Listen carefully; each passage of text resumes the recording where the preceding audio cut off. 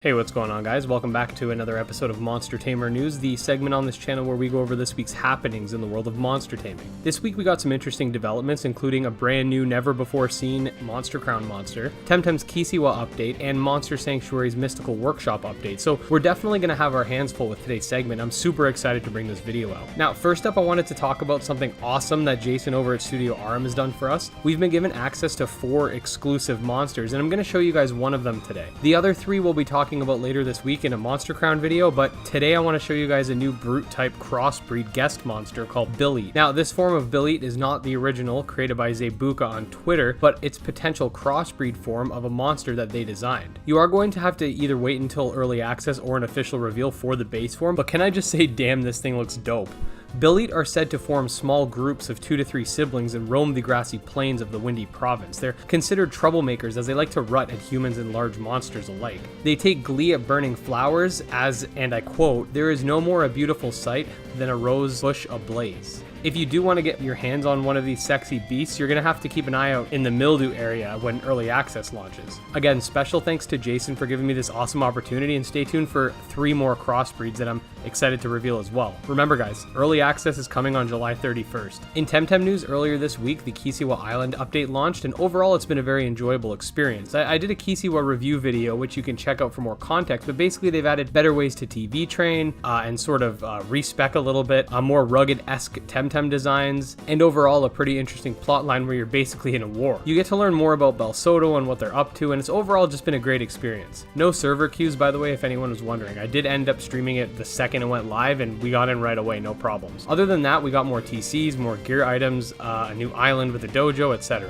Like I said, for more information, check out that review. Stay tuned till the end of the video for this week's Cypark configuration as well. Next up in Anitons news, and for those of you who don't know, Anitons is a newcomer to the channel as well as a pre-alpha title. It's described as an open world monster taming ARPG that has you set up a base in the wilderness and has full-fledged farming. It seems to me like it's going to be a good mix of survival via farming and gathering resources and ARPG fighting, including PvE and PvP. So definitely both an exciting and interesting title to say the least. A new teaser trailer was released for the game and it looks awesome. I'm not going to spend too much time breaking it down bit by bit here because I am actually planning on doing a separate video for that. But from what we do see, we get a look at what seems to be the starter Anitons as well as sort of the scope of the world. And overall, we do see several new Anitons. But again, before I get too in depth with this, I gotta save it for another video. There's a lot to talk about. In Monster Sanctuary news, the Mystical Workshop update is live and includes new monsters, new equipment, obviously the new area, 6-star ratings, and this short teaser video, which we'll play a portion of here. Highly desired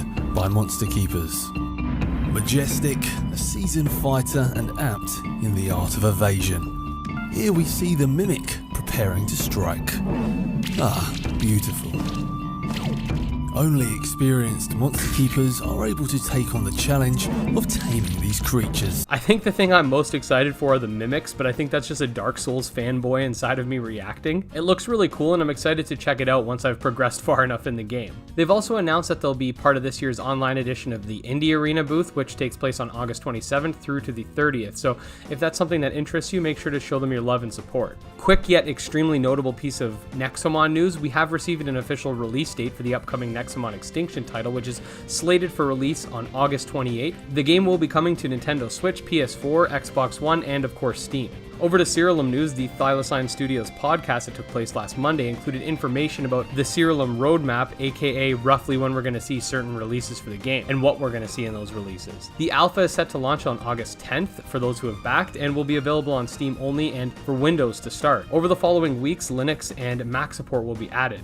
The alpha is going to include a ton of features, from nether stones to prophecies to relics to fusions to endgame activities and all the story quests. The main absent elements will be the tutorial and the library systems. The alpha will focus primarily on bug fixes, the beta on quality of life and polish, then the early access will focus on adding all the backer content and stretch goals. After this period will be full access, in which the console ports will happen and the roguelite mode will be established. If you want to see the whole video, I'll leave a link to it in the description as well. In Kindred Fates news, the Kindred Talks podcast featured 2 2 special guests being Cookie and Don Pablo, with Neve as the host. The episode heavily featured on kinfolk design from the conception to the actual rigging, and also featured some nightmare fuel to boot. I believe it was Rob who asked, "How do you like your deer, shaken or stirred?" If this is something that interests you, I'll leave a link to it in the description. In Pokemon news, we actually did receive a ton of Gen 4 beta sprites that have been leaked, and honestly this is also going to warrant its own video at some point, because some of these designs are really cool while others are kind of cursed. Fans are already creating some concept arts of these designs, which look really cool. Check out the original design for the Gibble line, and then the fan art someone made of it, for example. Digimon Adventure Last Evolution Kizuna will be available for download on September 29th in both English dub and English sub. For the dub team, it seems that they've brought back a lot of the old voice actors, so that's pretty cool too. Over to Ploxmon's news, Michael released an image showcasing the different types of Ploxmons. Now remember, this is a digital card game, so the types will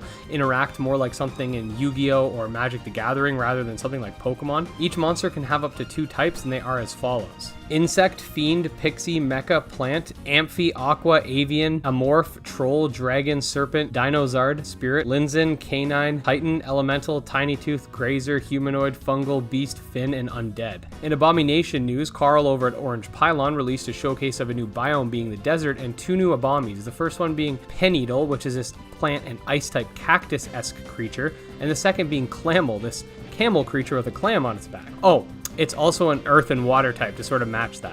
Yathes, the dev at Druggymon, recently revealed some new information regarding how the game is going to be broken down. A few pieces of noteworthy information include overworld puzzles based on illusions, a dream world, a maximum of 7 druggies in your party, 270 plus druggies to collect, status effects including buzzed, drunk / brain damage, tripping out, etc. There's a lot of more info on the subscriber Discord, so if you are interested in this, make sure to check it out. Come join, and you can reach enlightenment with the other Druggymon fans. The Mithrin Twitter page also showed off 2 new images, one showcasing a bond system which involves some sort of leveling, and the other shows off part of the home island where you can train with your Mithrin and use the materials you found whilst exploring. It'll be interesting to see if we end up with a crafting system or something to that extent. And lastly, Temtem's Psypark configuration will consist of Pajaro and Spriole at triple Luma odds. Both will have full encounter rates and a 10% chance to have an egg move. The initial fee will be 2,800 Pansuns for 10 Psy cards. The free time rewards consist of a Vital Apple for 60 releases, 6 Bomb Pluses for 130 releases, 2 gifted DNA strands, which pass down the special attack stat through breeding, for 250 releases, and 1 stamina telomere hack for 400 releases. This configuration will go until August 2nd. So yeah guys, a pretty busy week in the monster taming scene overall. It's going to be like that all summer really, with Monster Crown coming out in less than a week, then Cyrillum less than 2 weeks after that, then Nexomon about 2 weeks after that, and then let's not forget Koromon devs are working hard to finish up their game as well. Then we just had Kisiwa and Temtem, as well as the Monster Sanctuary update, so things are going a little nuts right now.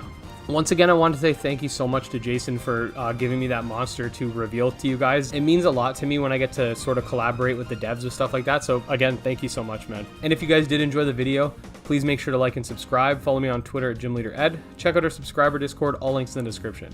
Until next time, guys. Peace.